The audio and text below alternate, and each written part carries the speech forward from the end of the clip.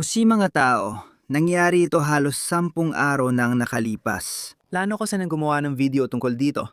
Pero dahil palagi na lang nangyayari, hindi ko na lahat natatalakay. 4 na lalaking Muslim. Naaresto sa magkakasunod na ride sa mga suburb ng Melbourne, kilala bilang madaling tirhan na lungsod, puno ng beach, astig na tao, party, cafe, at kultura ng kape. Hindi na ngayon. Dahil ang Australia, bilang isang kanduraning bansa, ay nagpasya na. Alam mo na, magbukas sa multikulturalismo. Iniisip na lahat ng kultura ay pare-pareho. Pantay-pantay tayong lahat. Ayos lang ang lahat. Kasalanan lang ng mga puti, kahit ano pang nangyari noong nakaraang siglo. Kaya kapag pumasok ang mga tao sa ating bansa, nagiging katulad natin sila. Hindi lang sa Melbourne, Australia nangyayari yan. Nakikita natin ang problemang ito na lumalabas halos sa bawat bansang kanluranin na nagbukas ng kanilang mga sarili para sa mga tao mula sa medieval, primitibo, barbariko at mapanlabang kultura. Ibig sabihin, Islam. Sige. Yung Melbourne na yan. At sila ay kinasuhan ng giumanay pag-aari at pagpapakalat ng propaganda ng ISIS. Oo. Yung parehong ISIS na nagsasabing walang kinalaman ng Islam sa ISIS. Tingnan mo yan? Tingnan mo yan. Tingnan mo to, Bob. Ay teka, hindi pala si Bob. Tingnan mo to, Eli. Tingnan mo to, Ariel. Sabi nila, mga Hudyo raw ang nasa likod ng lahat. Tingnan mo siya. Hindi ba mukha siyang Hudyo? 4 na lalaki ang inaresto. Sa Melbourne, nakatira sila sa gitna natin. Nakatira sila sa paligid ninyo. At sa ngayon, nagpaplano silang saktan kayo. Lumabas ka. Para, alam mo na, basta-basta. Basta makasama lang ang mga kaibigan mo. Lumalabas ang lahat ng pamilya. At bigla ka nalang babarilin. Bakit?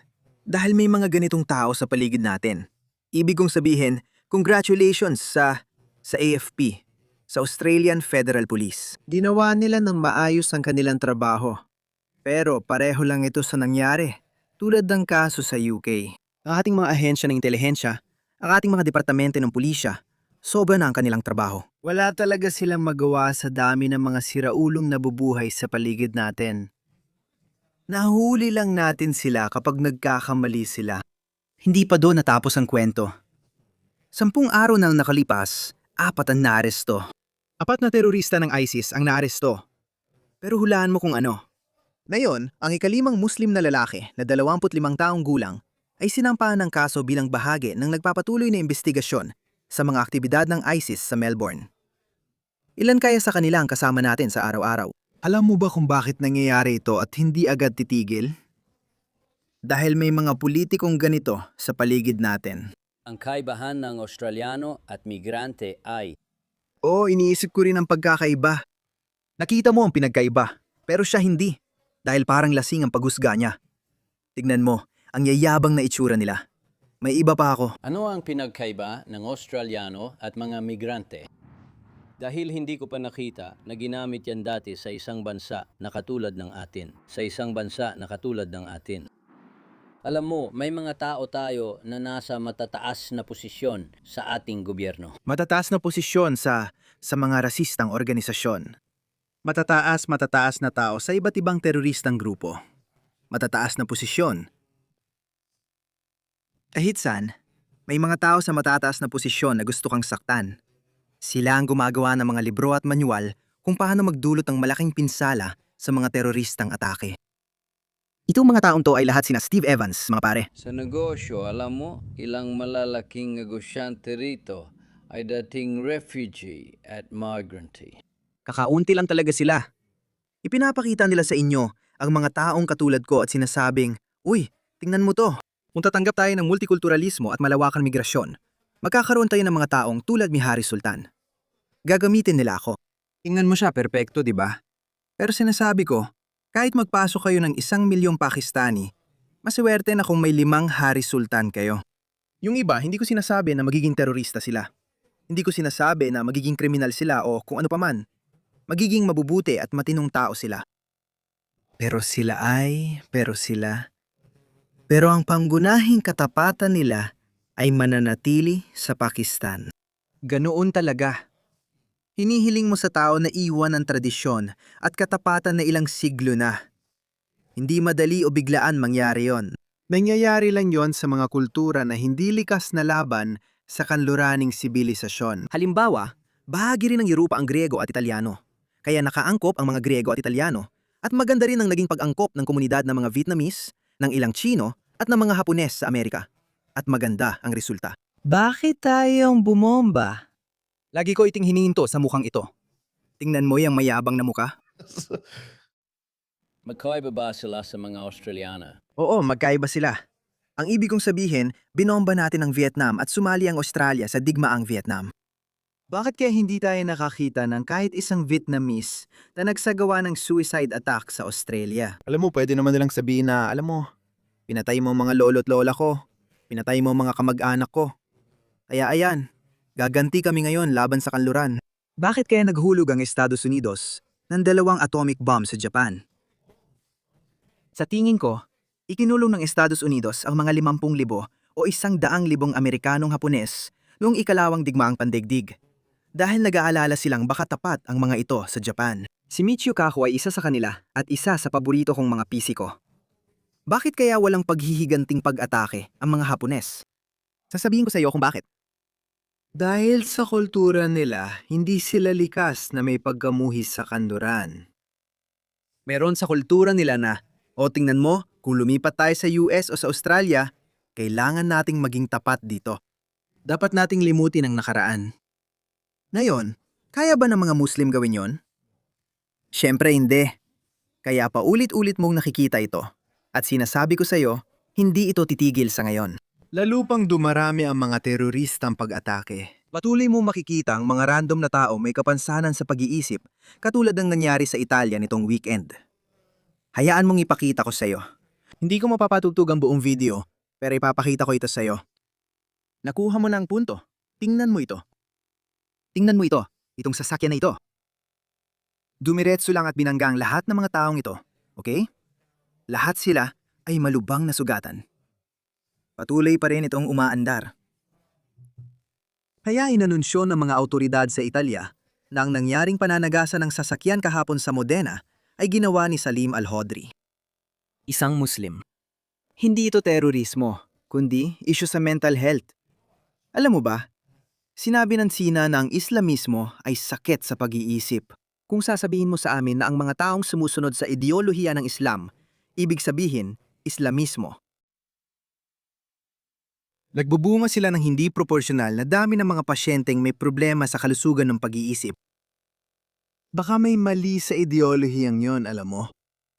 Kung may ideolohiya, kung may mga taga-suporta ng ilang ideolohiya na nagpuproduce ng hindi pangkaraniwang dami ng mga pasyente na may problema sa kalusugan ng pag-iisip, ibig sabihin, may mali sa ideolohiyang yon. Pero sige, alam mo, hindi naman ako interesado. Sigurado akong wala kang interes sa mga label tulad ng Islam, Islamismo, radikal na Islam, queer Islam, sakit o kalusugan ng pag-iisip. Wala kang pakialam. Mahalaga sa amin ang mga tao naming namamatay dahil sa mga baliw na tinutulungan pa ng mga politikong ito. Sinasabi ko sa iyo, hindi ito titigil. Lalo pang dadala sa mga ganitong pangyayari. Asahan natin ang mas maraming pag-atake sa mga Hudyo. Tiyak na mangyayari ito. Pasensya na mga kaibigang Hudyo. Talagang mangyayari yan.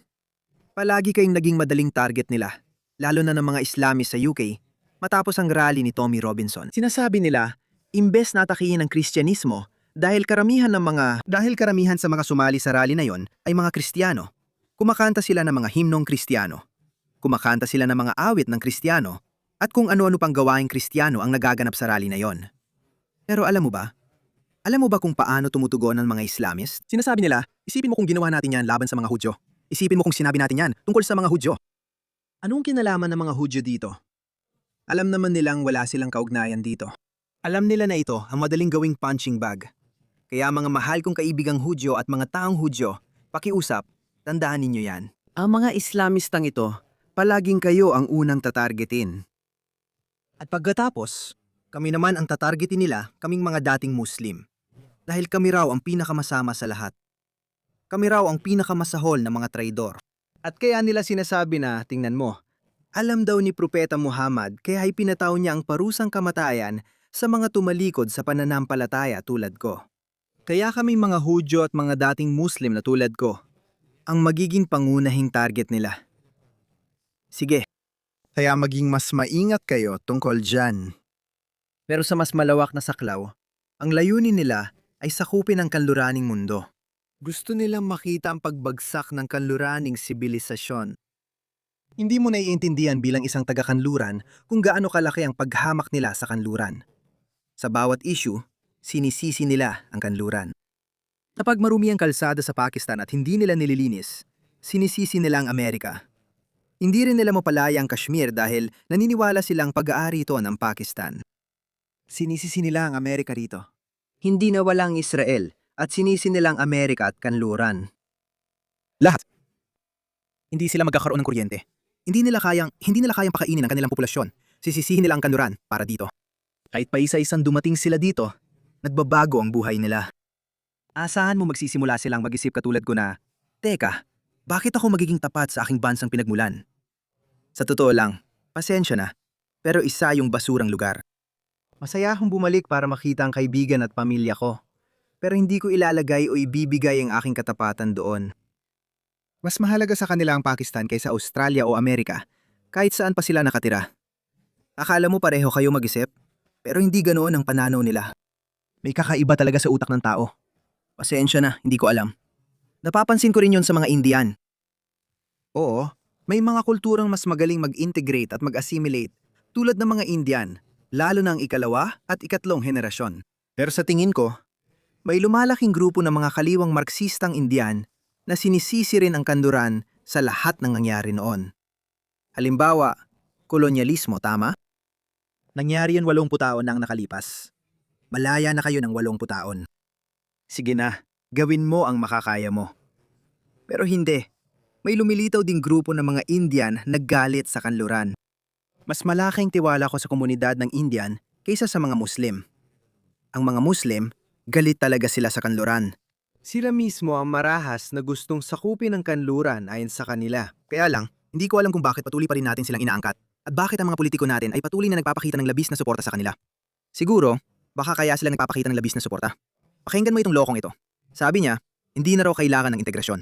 Ang imigrasyon ay tungkol sa mga tao na gustong mapabilan sa Australia pagdating nila roon. Hindi ko tinanggap ang salitang asimilasyon. Ayokong mawala sa mga tao kung sino sila. Ang salitang integrasyon ay matagal nang ginagamit bilang bahagi ng usaping multicultural. At yun nga yun, gusto natin ang mga tao dahil sa kung sino sila. Hindi ako sumang-ayon sa melting pot na parang mabura ang buo mong pagkakakilanlan. Oo, parang kailangan mong kalimutan o mawala ang buong pagkakakilanlan mo. Hindi naman mahalaga. Pinanghahawakan nila ang Islamikong pagkakakilanlan at layunin nilang ipatupad ang Sharia sa buong mundo. At parang unti-unting kamatayan sa libu-libong hiwa. Iyan ang ginagawa nila. Naiintindihan ko kung paano gumagana ang kanilang isipan. Kung naniniwala ka, kung nabasa mo na ang Quran, kung naintindihan mo na ang buong doktrina ng Islam, kung naintindihan mo ang pagkatao ni Muhammad, maintindihan mo kung bakit nila ginagawa ito. Maintindihan mo yon. Ang mga taong nagbukas ng ating mga bansa ay walang alam sa Islam dahil sa kanilang kayabangan at pagtangging umunawa. Kung ano ang kanilang kinakaharap ang pangunahing problema. Nagbabago na ang sitwasyon, mga kaibigan. May manaking alon ng pagkamakabayan at bagong pagkakakilanlan ng mga kanduraning makabayan ang lumilitaw. Kailangan pag-isahin natin ang puwersa natin. Kailangan nating pag-isahin ang kanluran, gaya ng sinabi ni Tommy Robinson, hindi lang ito tungkol sa pag-iisa ng kaharian, kundi pag-iisa ng kanluran.